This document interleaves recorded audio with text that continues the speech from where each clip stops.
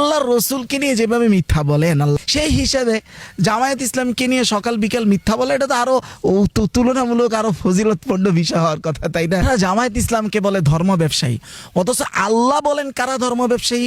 আমাদের শ্রদ্ধেয় পীর সাহেব হুজুর চরমনাই আল্লাহর রসুলকে নিয়ে যেভাবে মিথ্যা বলেন আল্লাহ, তার ওয়াজে শত শত জাল হাদিস, ভিত্তিহীন হাদিসের ভরপুর। আমার এই প্রিয় হজরত না, আমার ঘরানার এই প্রিয় হজরতরা তাসাউফের নামে যেভাবে কোরআন সুন্নাহর 12টা বাজায় দিচ্ছেন, ঠিক ইসলামী রাজনীতির নামে ইসলামী রাজনীতির উত্থানের 12টা বাজায় দিচ্ছেন। উনি একবারে কাইন্দা টাইন্দা কি হাদিস বললেন? হাদিসের মধ্যে আসছে অন্ধের কাছে আল্লাহ পাক কোনো প্রশ্ন করবে না। যা হাদিসে আছে, হাদিসে কোথায় আছে ওই এবারত পড়া লাগে না?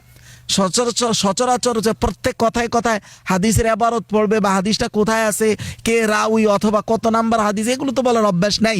এগুলো তো বলে হচ্ছে যারা পড়াশোনা করে তাদের জন্য, এগুলো তো ওনাদের জন্য না। তো বলে দিছে বাংলায় আর কি 10 জন বক্তার মতোই যে হাদিসে আছে। কি আছে হাদিসে? যে আখেরাতে যারা অন্ধ হিসাবে উঠবে, মানে যাদেরকে আল্লাহ তাআলা অন্ধ, মানে দুনিয়াতে অন্ধ হয়ে গেছিল, অন্ধ হিসাবে উঠবে, তাদেরকে আল্লাহ প্রশ্ন করবেন না। এ সহিহ সূত্রে একটা হাদিস দেখাবেন। আমারও জানার কমতি থাকতে পারে, আপনি দেখেন এটা কোথায় আছে এই হাদিসটা। মনে হয় আমি তো এটা পাই মুস্তাদ আহমদ ইবনে হাম্বলে, যেটা 16301 নম্বর হাদিসের বর্ণনায় এইরকম একটা হাদিস আছে, যেটা হইতেছে একটা রাজুলুন আসাম, বধির ব্যক্তি, লা ইয়াসমাউ শাইআন, সে কিছুই শুনতো না, তো সে ইসলামের কোনো বাণী শুনে নাই, ইসলাম মানতে পারে নাই, একজন ব্যক্তি। রাজুলুন আহমাক, নির্বোধ ব্যক্তি, কিছু বুঝতো না দুনিয়াতে। আরেকজন হচ্ছে রজুলুন হারাম, একবারে জীর্ণ শীর্ণ দুর্বল বৃদ্ধ ব্যক্তি। কয়টা গেল? 3টা। অরাজুলুন মাতাফি ফাতরাতিন, আরেকজন এমন ব্যক্তি যে ফাতরাতে মারা গেছে। ফাতরাত বলতে কি? ফাতরাত মানে এক নবী আসার, চলে যাওয়ার পরে আরেক নবী আগমনের যে মাঝামাঝি স্থানটা, মাঝামাঝি যে জামানা বা সময়টা, ওটা হলো ফাতরাতের সময়। এই সময় যে মারা গেছে। তো এই 4 ব্যক্তির ক্ষেত্রে কি হবে কিয়ামতের দিন? প্রথম ব্যক্তি কে ছিল? যে বদির। ফাআম্মাল আসাম, বদির, সে বলবে ফায়াকুলু রাব্বি, সে বলবে হে আমার রব, যে লাকাদ জা আল ইসলাম, ইসলাম তো এসছে, কিন্তু আমা আসমাউ শাইআন, কিন্তু আমি তো কিছু শুনতে পাই নাই। এটা হলো তার ওজর। 2 নাম্বার হচ্ছে ওয়াম্মাল আহমাক, যে নির্বোধ ছিল, সে বলবে ফায়াকুলু ইয়া রাব্বি, হে আমার রব, লাকাদ জা আল ইসলাম ওয়াস সিবিয়ান ইয়াহজিফুনি বিল বা'রি, সে বলবা আল্লাহ আমি তো নির্বোধ ছিলাম, কিছু বুঝতাম না, বরং আমার ছোট ছোট বাচ্চারা আমাকে গোবর নিক্ষেপ করতো, মানে দুষ্টামি করতো। আমাদের এলাকায় হয় না, পাগল টাগল থাকলে এটা নিক্ষেপ করে ওটা নিক্ষেপ করে, ওরকম কিছু বলবে। 3 নাম্বার কে ছিল? 3 নাম্বার হলো একেবারে জীর্ণ শীর্ণ বৃদ্ধ ব্যক্তি। ও আম্মাল হারাম, সে ব্যক্তি বলবে ফায়াকুলু রাব্বি, হে আমার রব, লাকাদ জা আল ইসলাম, ইসলাম তো আসছে, ওয়ামা আকিলু শাইআন, আমি কিছু বুঝতেই পারি নাই, আমি কিছু, আমার জ্ঞানই কিছু ধরতো না। ও আম্মাল্লাযী মাতা ফিল ফাতরা, যে ফাতরাতে মারা গেছে। ফাতরাত মানে কি বলছিলাম? মানে হলো এক নবী যাওয়ার পরে আরেক নবী আসার যে মধ্যবর্তী সময়টা, অর্থাৎ এগুলো হচ্ছে আমাদের রাসূলের আগমনের আগের হিসাবগুলো বলা হচ্ছে। সেই ব্যক্তি বলবে, এমন ব্যক্তিরা বলবে ফায়াকুলু রাব্বি, আমার রব, মা আতানি লাকা রাসূল, আপনার কোন পক্ষ থেকে কোনো রাসূল তো আমার কাছে আসে নাই। তারপরে আল্লাহ তাআলা তাদের থেকে প্রতিশ্রুতি নিবে যে তোমরা আমাকে আমার আনুগত্য করবে। তাদেরকে বলবেন তোমরা এবার জাহান্নামে প্রবেশ করো। আল্লাহ এটা এই হাদিসে বোঝানো হচ্ছে যে তারা তো দুনিয়াতে ওজর বলছে, আমি এই জন্য আপনাকে মানতে পারি নাই, এই সমস্যাগুলো না থাকলে মানতে পারতাম।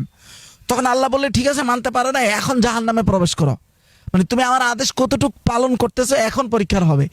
তো আল্লাহ নবী বলেছে ফাওয়াল্লাযী নাফসু মুহাম্মাদিন বিয়াদি, আল্লাহর কসম, যদি লাউ দাখালুহা, তারা যদি ওই সময় জাহান্নামে প্রবেশ করতো, লাকানাত আলাইহিম বারদাও ওয়া সালামা, ইব্রাহিম আলাইহিস সালাতু ওয়াস সালাম আগুনের মধ্যে যেভাবে ঠান্ডা অনুভব করছে, তারা ঠিক জাহান্নামে ওইভাবে ঠান্ডা অনুভব করতো, কোনো কষ্ট পাইতো না।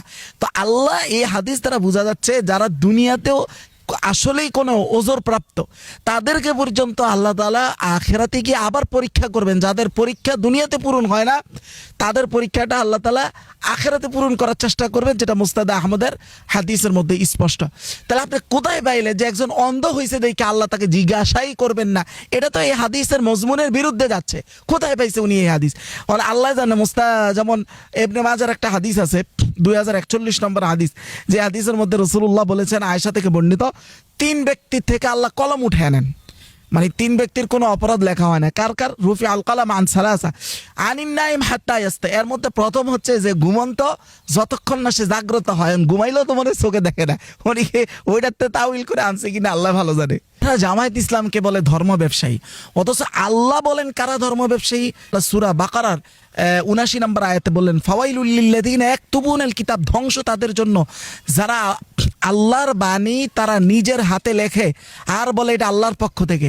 এখন আল্লাহর বাণী নিজের হাতে, রসুলের হাদিসগুলো কিন্তু আল্লাহর বাণী, ওয়াহি মাতলু গায়রে মাতলু, মানে আল্লাহর নবী যেই কথাগুলো বলেছেন এগুলো কিন্তু আল্লাহর কথাই হাদিস বানায়া বলে। শত শত জাল হাদিস যাদের বয়ান থেকে শত শত বের করা যাবে, তারা ধর্ম ব্যবসায়ী না। অথচ আল্লাহ বলতেছেন যারা নিজ হাতে কিতাব লেখে, এখানে লেখা আর বলা তো একই অর্থে, মানে লেখে আরেকজনের কাছে পৌঁছানো অথবা বলে আরেকজনের কাছে পৌঁছানো।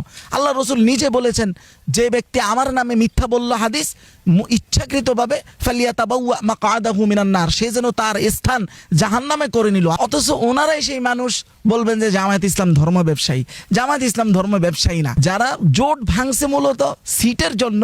আমরা যখন জামাতের গতিবিধি এবং তাদের অবস্থানটা আমাদের কাছে একটু সন্দেহ মনে হলো যে তারা এটাকে সমঝোতায় না রেখে এটা জোট আকারে তারা নেতৃত্ব নেয়ার একটা চিন্তা আমরা তাদের বিভিন্ন কার্যক্রম আমার কাছে মনে হলো। পরবর্তীতে একটু পরে বলতেছে যে ইসলামের জন্য। জোট চলতেছিল মদিনার দিকে, যখনই স্টিয়ারিং চিন্তায় করে আমেরিকার দিকে চলে গেছে, ইসলামী আন্দোলন সেখান থেকে সরে গেছে। অথচ ইসলাম কেন্দ্রিক একটা আলোচনাও তারা জোটে থাকা অবস্থায় বলে না। আবার জোটকে তারা জোট বলতেও রাজি না, কারো নেতৃত্ব মানতেও রাজি না। আবার বলে আমার সন্দেহ হয়েছিল জামাত নেতৃত্বে চলে যাবে, এই জন্য আমরা কি করছি এটার উষ্ঠে দিয়ে দিছি। তো সামনে কারে দিছেন? সামনে মানে সিঁড়ি হিসেবে ব্যবহৃত হয়ে বিএনপিকে আমরা সুযোগ দিয়ে দিছি। হাত পাকা বলতে হবে, কিন্তু হিসাবের পক্ষ থেকে নির্দেশ হইতেছে যে যে যে জায়গার মধ্যে হাত পাকা দুর্বল, তাহলে শিশু বুদ্ধ, শিশু বুদ্ধ। দেখেন এদের মানে চতুর্মুখী, এটাকে আপনার ধর্ম ব্যবসা মনে হয় না? মানে জামায়াত ইসলামের সাথে নেগোসিয়েশন হয় না দেখা যে কোনো মূল্যে জামায়াত ইসলাম যেন ক্ষমতা না যায়, না যাইলে তারা এটাকে ভাবতেছে ইসলামের বিজয়।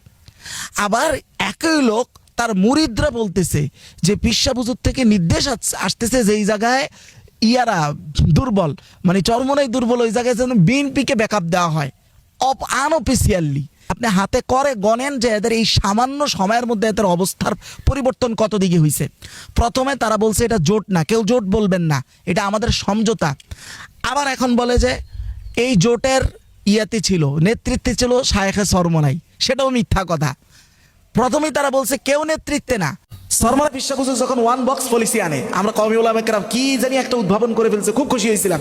এখন অ্যানালাইসিস করে দেখলাম এই পলিসির কোনো দুনিয়ার দিক থেকেও ভিত্তি নাই, কোরআন সুন্নাহর দিক থেকেও ভিত্তি নাই। আজকের বক্তব্য শোনার পরে এই ওয়ান বক্স পলিসি নিয়ে আর কোনোদিন গর্বের জায়গা খুঁজে পাবেন না ইনশাআল্লাহ। ইসলামের পক্ষের একটা বাক্সের কথা আমরা স্লোগান দিয়েছিলাম, সেই ইসলাম নামক বাক্সটাকে চিন্তাই করে নেওয়া হয়েছে। প্রথমত কথা হচ্ছে ওয়ান বক্স পলিসি মানে হলো এখানে কেউ কারো নেতৃত্বে থাকবে না, সবাই স্বতন্ত্র মত দিবে, সবাই সবাইকে ছাড় দিবে। ভালো কথা।